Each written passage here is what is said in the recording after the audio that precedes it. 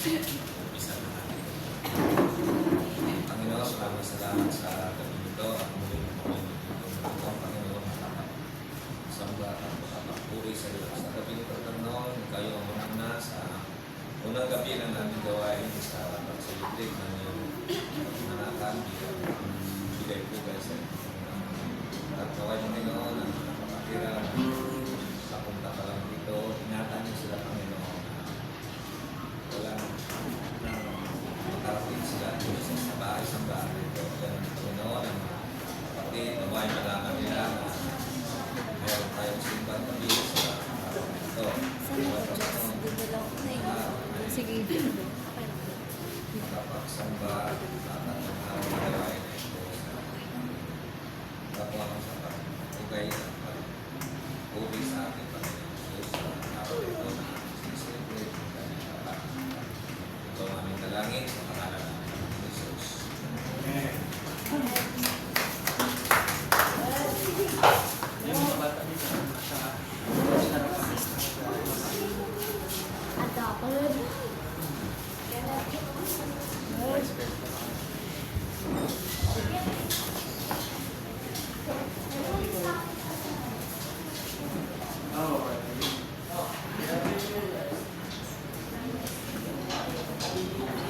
Magandang gabi po sa ating lahat. Welcome po sa first night ng ating simbang gabi. At sa muling simula po ng ating gawain, naanyahan ko po ang lahat na tumayo upang awitan ng ating Diyos ngayong gabi. Awitin po natin ang the first note.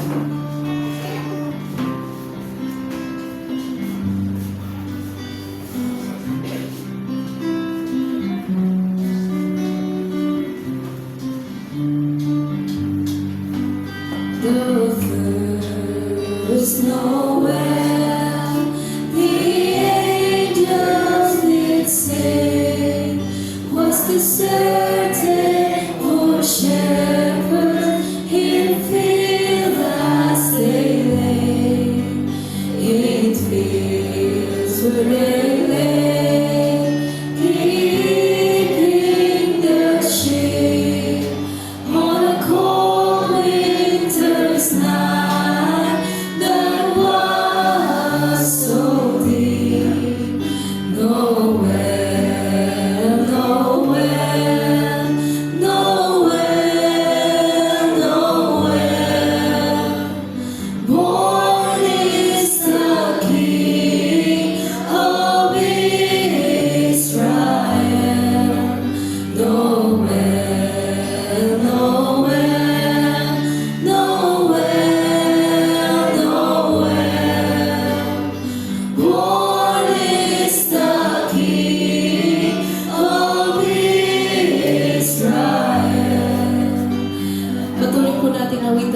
Panginoon ngayong gabi at tayo ay manalangin na ngayon maalala natin ang biyayang binigay sa atin ng Diyos. Ngayon ay si Jesus na ating tagapagligtas at nagregalo sa ating buhay. At para naman sa ating praise, awitin natin ang Come O Ye Faithful.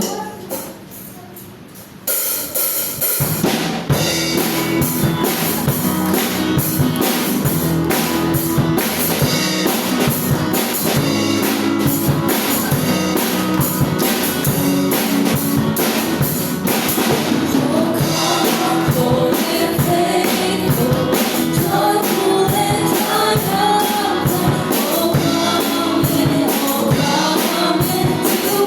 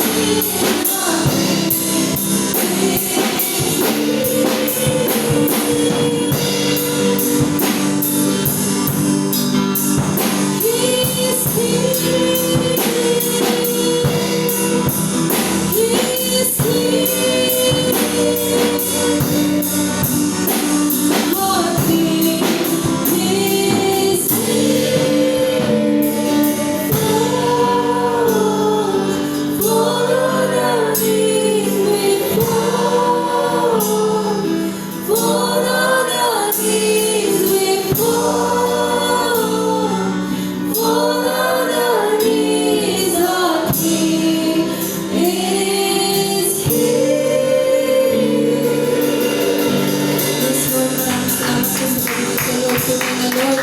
Nandito ka, Lord, binigay ka sa amin ng Panginoon, Lord, upang baguhin kami at mahalin kami. At ngayong Pasko, nawa po hindi ito about sa mga celebration, sa pera o sa mga regalong aming matatanggap. Nawa, Lord, ngayong Pasko, Lord, ay maramdaman ang tunay na pag-ibig at matanggap ang tunay na regalo na nagmumula sa iyo.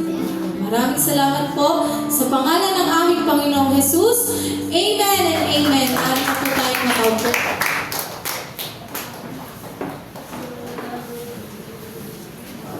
Para po sa ating mga announcements, Simbang Gabi, Sikhay at Patnubay, December 19, 7 p.m. Ang second night po ng ating Simbang Gabi, title Patnubay. Ang speaker po ay Sister Mary Joy Toquero, worship leader Sister Maricar Anire, usher Brother Reynald Lozada, special number YMO. Simbang Gabi, Sikhay at Patnubay, third night, December 27 p.m. Speaker Brother Ray Acosta, worship leader Brother Ray Lozada, usher Sister Judith Bourbon, special number Calcam. Kids Christmas Party Light of Life December 21, Saturday at 9 a.m. Ito po ay sa darating na Sabado. Sunday service December 22, 2024, 9:30 a.m. Speaker Pastor Manny Castro, worship leader Brother John Stephen Kirch, tithes and offering encouragement Brother Ray Lozada, usher Brother Boy Adriano and flower sponsor Sister Rhoda Mendoza and family.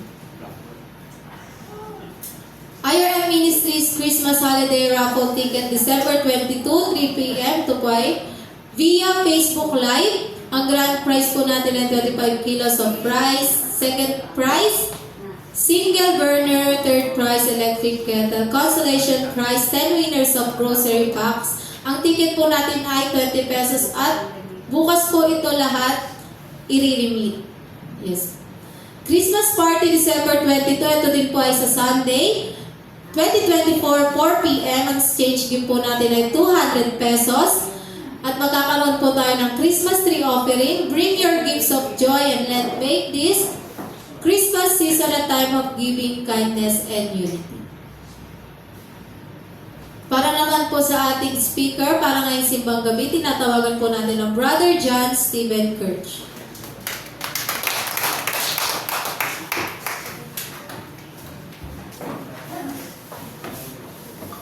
Ayan, magandang gabi po sa ating lahat. Ayan po, Simbang Gabi, tayo po ba yung na-bless sa ating kananta?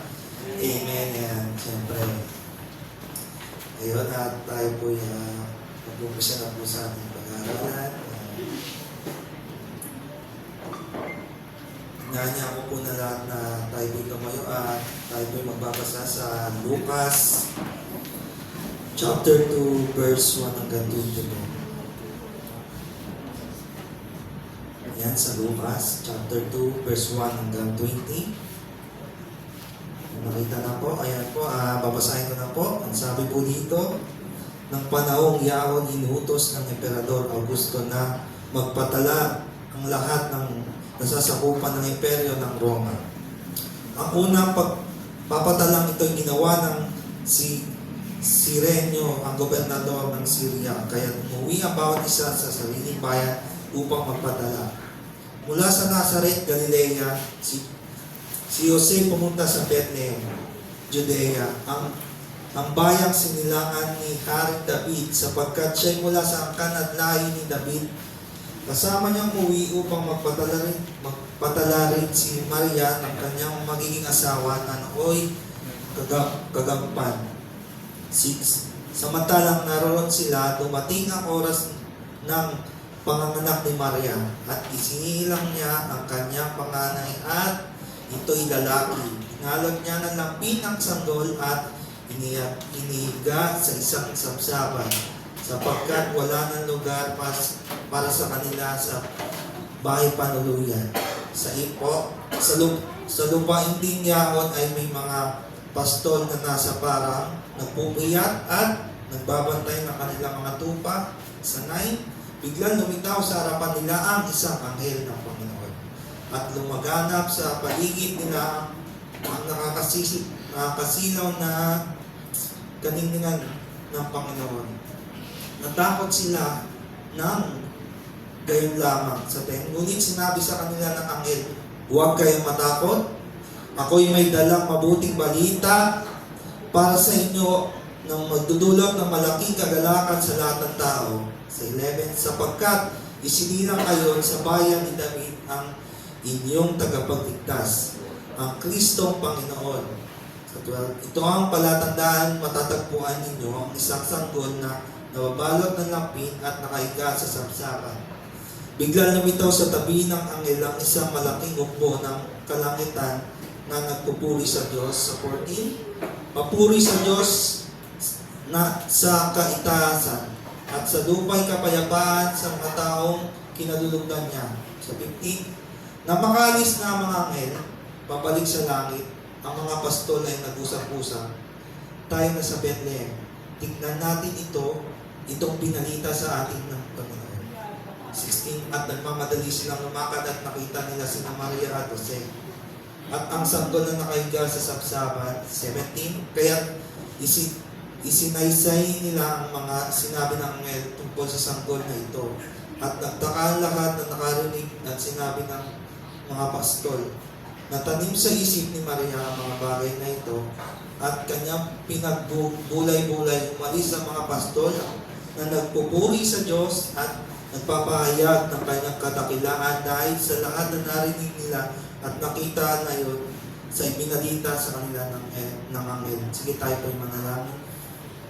Lord, yun sa lahat, pinupuri ka namin sa gabi ito, Panginoon Lord, kami narito, Panginoon Lord, na makinig ng iyong salita, Panginoon Lord. Panginoon Lord, kami po'y sama-sama dumadalangin, Panginoon Lord, na ang mga papunta pa rito, ipangingatan niyo po sila, Panginoon Lord, na makarating po sa bahay sa bahay ninyo at makapakinig ng salita mo, Panginoon Lord. Ito po ang aming samadahin sa pangalan ni Jesus. Amen, amen. Sige po, pwede na po tayo makaupo. Ayan po, ang title po ng ating pag-aaralan ngayon is Jesus, the Pathmaker and the Victory Giver. Diyan na po, okay? Ang kwento ng Pasko ay higit pa sa isang makasaysayang salaysay. Ito ay pagpapahayag ng pag-ibig at kapangyarihan ng Diyos. Ang sanggol na isinilang sa sapsapan ay si Jesus, ang tagagawa ng daan, waymaker, na gumagawa ng imposible, nagpapatagumpay, victor winner, na nagtagumpay sa kasalanan at kamatayan para sa atin. Sa ating pag-aaral, tungayan natin kung paano nilarawan ng kapangyarihan ni Jesus ang kanyang pagiging tagapagbukas ng daan at tagapagtagumpay. Jesus as the waymaker and the one who secures the victory. Okay, tayo pupunta sa unang pag-aaral. Jesus the waymaker. Yan po. So, how is Jesus the waymaker? May mga ginawa si Jesus na para ipakita sa atin na siya yung way, siya yung light in the light. He heals the blind at iba-iba pang mga sakit na makikita. Doon pa lang makikita na si Jesus na isang makapangyarihan, isang waymaker. He is the light in the darkness. Siya ay magsisilbing ilaw sa iyong madilim na daraanan as long as you are in a Christ at nagtitiwala sa Kanya. The path you are going is always right. Amen po ba? Amen. Well, if you're not satisfied, babalikan po natin, meron pong ginawa si Jesus na hindi kayang gawin ng mga tao, and also yung mga ngayon, technology natin ngayon na hindi kayang gawin, kung saan yun yung binuhay niya si Lazaro. May makakagawa po ba noon? Even our technology and science ngayon is hindi kayang gawin ng mga bagay ngayon. Because ang ating Panginoon na kayang may gawa, ang ating Maker, and He is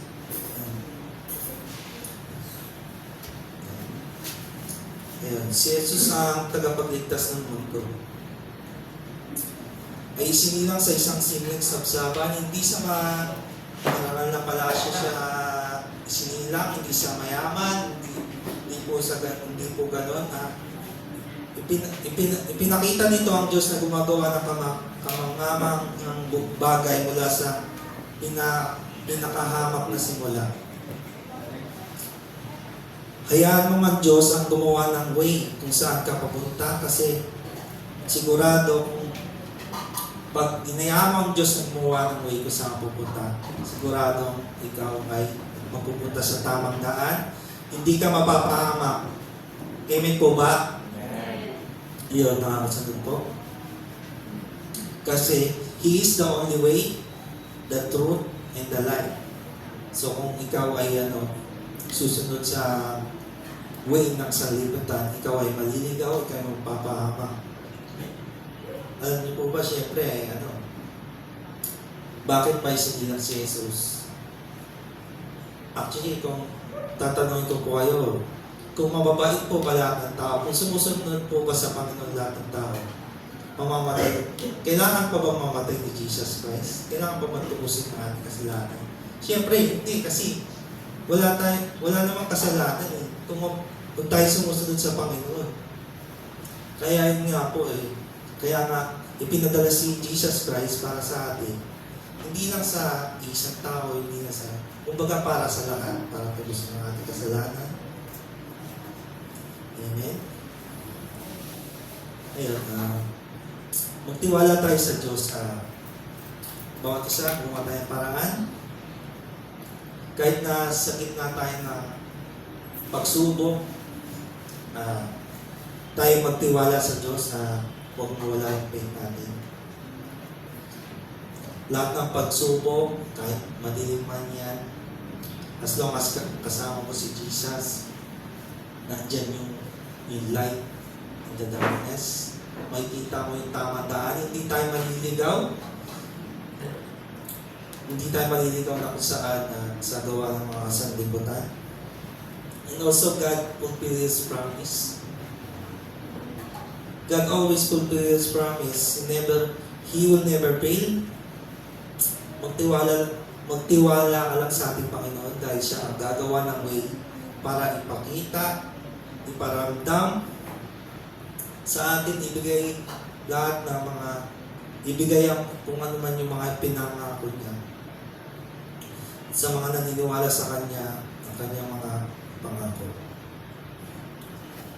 Ayan. Ang kapanganakan ni Jesus ay katuparan ng propesiya mula panahon sa naunang panahon. Ginamit ng Diyos ang kasaysayan upang matupad ang Kanyang mga plano sa sanlibutan. Ang plano ng Diyos ay laging tama sa oras. Magtiwala ka sa Kanya, tutuparin ang Kanyang mga pangako sa iyong buhay, which is totoo. Kung ano man yung sinabi ng Panginoon, yung promise niya, ay yung mangyayari. And also, pangalawa po, Jesus the winner. Victory declared by the angels. A victory declared by the angels. So bakit dineklara ng mga anghel na victory? Because dumating na yung magliligtas sa atin, which is yun si Jesus Christ. Kaya victory. Dahil tinubos niya tayo sa ating mga kasalanan. Ang ating Panginoon, ibalik ang mga tao. Ibalik ang mga taong naliligaw sa Diyos. Ibalik sila sa tamang daan. Ibalik yung mga naliligaw. Sa tingin niyo po ba darating si Jesus Christ? Kung tayo hindi mga naliligaw? Siyempre hindi po nila. Kaya nga po siya nandito eh. Mahal tayo ng Panginoon. Diba, sabi nga sa John 3:16, diba, kaya niya ibinigay si Jesus Christ. upang sino mas sumampalataya sa Kanya hindi mapahamak, hindi magkaroon ng buhay na walang hanggan. Ayun. Ang mensahe ng anghel na pagdedeklara ng tagumpay, dumating na ang tagapagligtas upang talunin ang kasalanan at ibalik ang tao sa Diyos. Okay.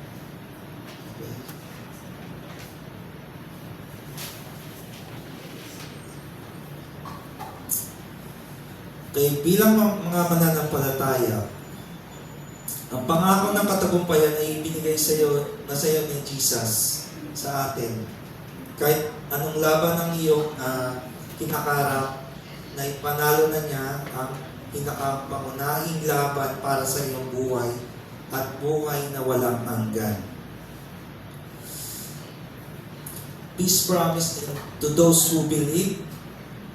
Ang awit ng mga anghel ay nagpapahayag ng kapayapaan sa mga pinagpala ng Diyos. Ito ay kapayapaan higit sa kapanatagan. Ito ay pakikipagkasundo sa Diyos. Bilang mga mananampalataya, tayo ay hinahamon ng pangako ng Diyos na mamuhay sa kapayapaang binigay ni Jesus. Isang kapayapaang hindi kayang ibigay ng mundo. Amen po. Na tanging makikita lang natin kay Jesus Christ. Amen. And pangatlo po, the rightful response. Faith and obedience sa pananampalataya at pagsunod ng mga apostol. Agad na pumunta ang mga apostol upang makita si Jesus. Matapos marinig ang mensahe, ang kanilang pananampalataya ay nagbunga ng pagkilos. Ay nga, yung pananampalataya nila nagbunga ng pagkilos. Nagpunta agad yung mga apostol. Ayan. Gaya ng mga apostol, hayaan ang iyong pananampalataya ng mag-udyok sa iyo na kumilos sa pagsamba sa iyo sa atin, sa pagsamba, paglilingkod, o pagbabahagi ng mabuting balita, maging gaya tayo ng mga pastol na dahil sa faith nila, ayun, nakita nila yung pangyayari, sumunod sila agad, ibinalita yung mabuting balita. Ayan. Sa Paskong, ayun pala. Joy and praise. Mga pastol ay umalis na puno ng kagalakan at pagpupuri sa Diyos. Ayun, siyempre, nung nakita nila yung pangyayari, isinira nga si Jesus, di ba? Yung ating tagapagligtas, kung ikaw yung nandun mismo sa pangyayari na yun, hindi ka ba masisiyahan or siyempre matutuwa ka. Nakita mo rin yung mga di ba? Tsaka yung mabuting balita, actually yung parang paano ba ipapakita yung joy mo dun sa ikaw yung nandun mismo sa pangyayari na yun. Siyempre matutuwa tayo. Pupurihan natin ng Diyos na share natin yung mabuting balita. Mas maganda yun nga na hindi lang natin isarili yung mabubuting balita, i-share natin din sa iba. Which is yung mahalaga din po. Ang Paskong ito, hayaan natin ang tagumpay ni Jesus na punuin ang iyong puso ng kagalakan at papuri. Hayaan natin ang Paskong ito na punuin ang ating puso ng kagalakan at papuri. Ang kapanganakan ni Jesus ay hindi lamang isang kwento na muling ikikwento. Ito ay isang katotohanan na dapat nating yakapin. Bilang tagagawa ng daan, waymaker, si Jesus, waymaker na, ibinigay niya ang walang hanggang tagumpay para sa atin. Sa Paskong ito ay pagdiwang, hindi lamang ang sanggol sa sabsaban, kundi pati ang tagapagligtas na gumawa ng daan para sa iyo at nagtagumpay na sa pinakapangunahing laban. Magtitiwala ka ba kay Jesus bilang tagagawa ng daan sa mga iyong laban sa buhay? Susunod ka ba sa Kanya bilang tagapagtagumpay na gumagabay sa iyo patungo na sa walang hanggang tagumpay? Amen. Palakpakan po natin ating Panginoon. Sige na niya po na tayo lahat na tumayo at tayo po'y manalangin. Lord, in this lahat, pinupuri ka namin, pinapasalamatan sa iyong salita, Panginoon. Lord, kami nagpapasalamat sa iyo dahil sa pagtubos mo sa aming kasalanan. Dumating ka para sa amin, Panginoon. Lord, kami nagpapasalamat dahil gumagawa ka ng way para kami mapunta sa tama, Panginoon Lord. At hindi mo kami pinabayaan. At ginagawa mo ng way para kami magtagumpay. Gumagawa ka ng way para ibalik ang mga tao sa iyo, Panginoon Lord, na hindi sila malayo, Panginoon Lord. Panginoon Lord, kami nagpapasalamat at pinupuri ka namin, pinapasalamatan sa ganito. Sa pangalan ni Jesus, Amen. Amen.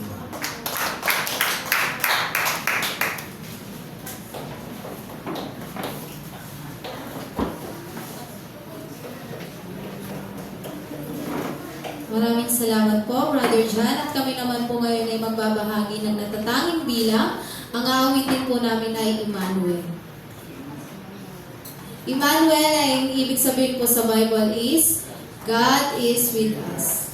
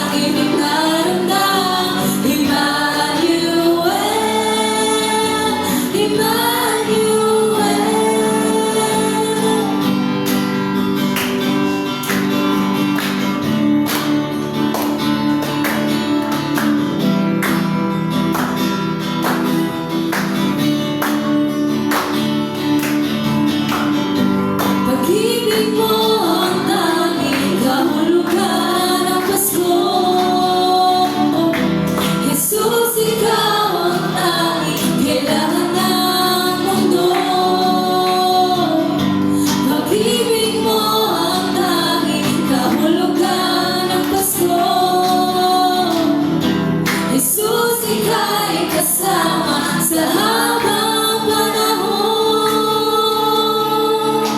Tanging regalo sa Kapaskuhan, ang pag-ibig ni Kristo ay maramdaman. Emmanuel, Emmanuel, ang liwanag sa Kapaskuhan ay atin ang pag-asang ipinaramdam. Emmanuel, Emmanuel, tanging regalo sa Kapaskuhan, ang pag-ibig ni Kristo ay maramdaman. Emmanuel,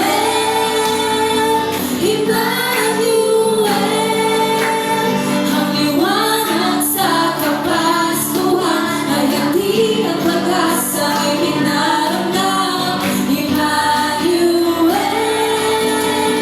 Emmanuel.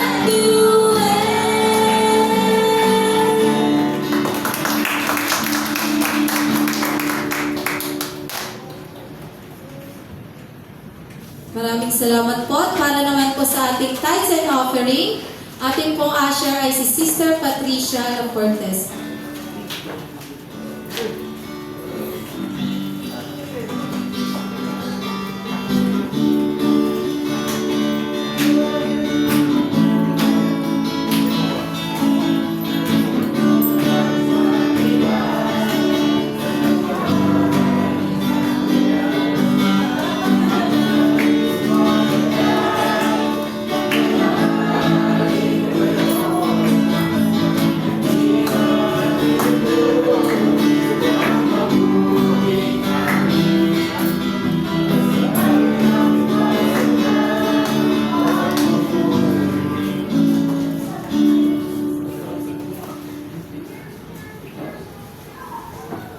Yan, ipag-pray po natin yung mga handog.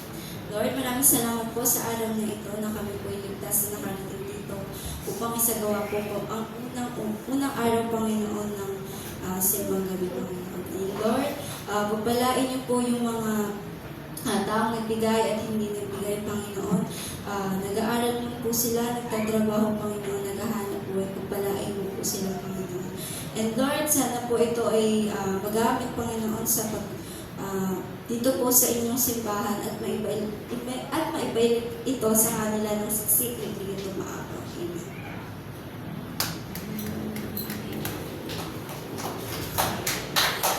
At para naman po sa ating closing song, inaanyahan ko po ang lahat na tumayo. Awitin po natin ang Give Thanks. Give thanks.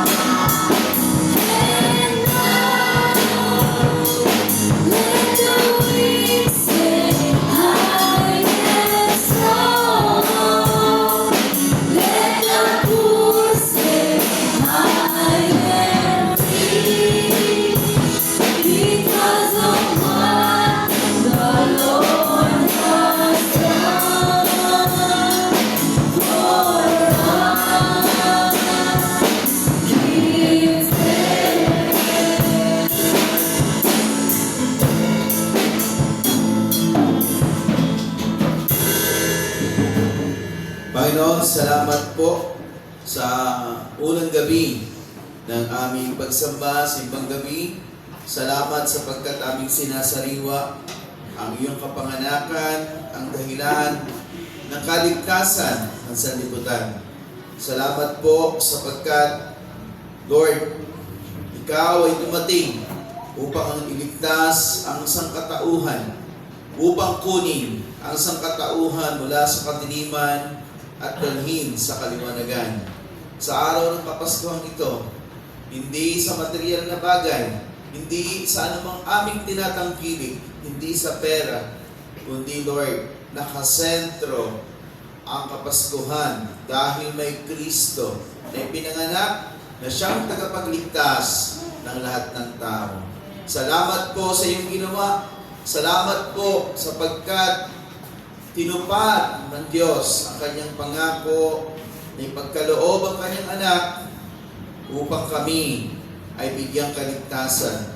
Lord, sa Kapaskuhang ito, patuloy na ikaw po ang maging sentro, Panginoon, ng aming buhay, ng aming puso.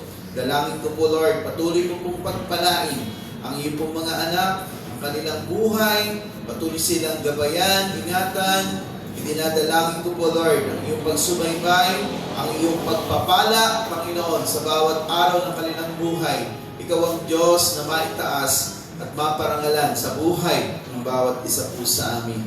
Lord, sa sandali pong ito, sa pagtataas ko po ng aking kamay, iyo pong ipahintulot na maranasan po ng bawat isa sa amin ang iyo pong mayamang basbas. Ang pag-ibig ng ating Amang nasa langit ang patuloy nating maranasan, ang pagliligtas ng ating Panginoong Jesus at ang patuloy niyang pagpapalago sa ating pananampalataya.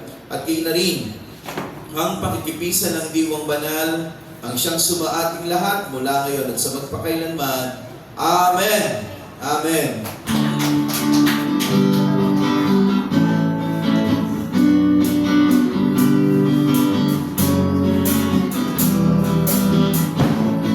The Lord bless you and keep you. The Lord make His face shine upon you and give you peace, and give you peace, and give you peace forever. The Lord be gracious to you. The Lord make His face shine upon you and give you peace, and give you peace, and give you peace forever.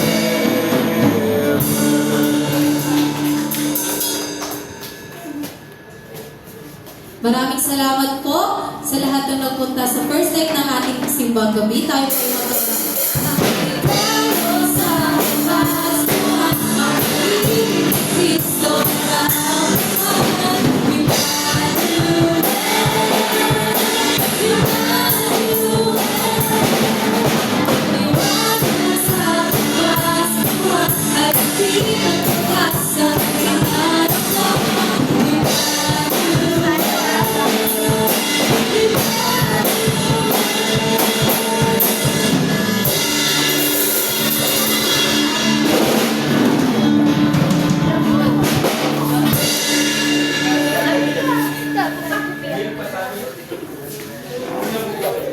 wala po munang uuwi po dahil meron po tayong punan sa mga taburin po na kids. Magkakaroon po tayo ng practice.